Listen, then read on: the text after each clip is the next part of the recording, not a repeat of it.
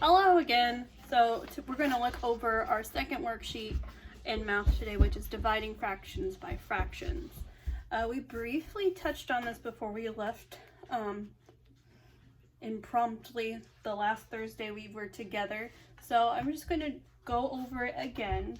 Feel free to stop the video at any time, rewind it, all right, pause, whatever you gotta do, okay? I will do the first one with you. You're going to apply the same concept to every single problem. Pardon the noise in the background. My kids are here and they're playing hot lava. All right, so let's look at number 1 on today's second worksheet, the dividing fractions by fractions. Okay, so number 1, I have 1/4 divided by 9/10.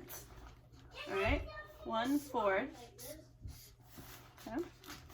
divided by 9/10. Okay, what we want to do is to make this easier for us, we want to turn this into a multiplication problem. Okay, so in order to do that, we're going to have to flip the reciprocal of the second fraction in the problem, or the second number in the problem. All right, now the 1/4 is going to stay the same, but we're going to change our sign to multiplication. So we have 1/4, 1/4, and that changes to multiplication times. Okay, I'm going to flip my reciprocal. So now I have the 10 on the top and the 9 on the bottom. 10 over 9. Okay. I have 1 times 10, which is 10. And 4 times 9, which is 36.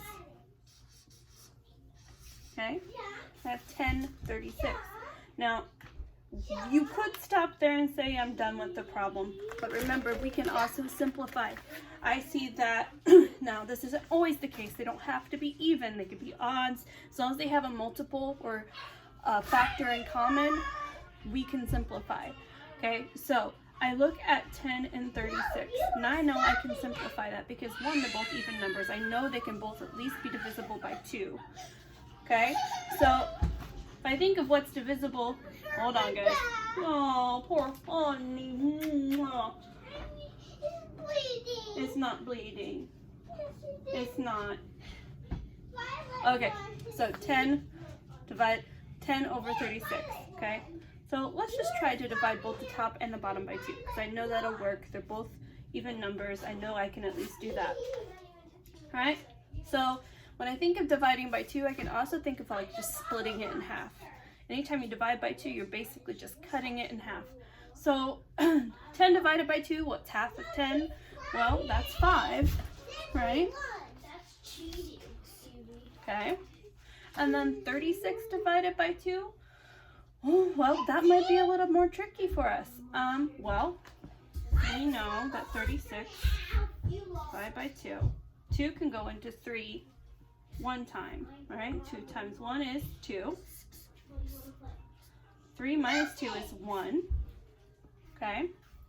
And then I know 2 can't go into 1, so I'm going to bring this 6 down, which makes it 16. Well, I know half of 16 is 8, or 2 times 8 is 16, or 2 can go into 16 8 times.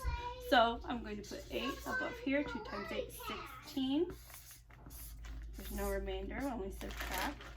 So I know 2 can go into 36 18 times. And so I have 5/18. That is my answer. I cannot take that any lower because the only numbers that can go into 5 are 1 and 5. And 1 and 5 can't go evenly into 18. So that is our simplified answer.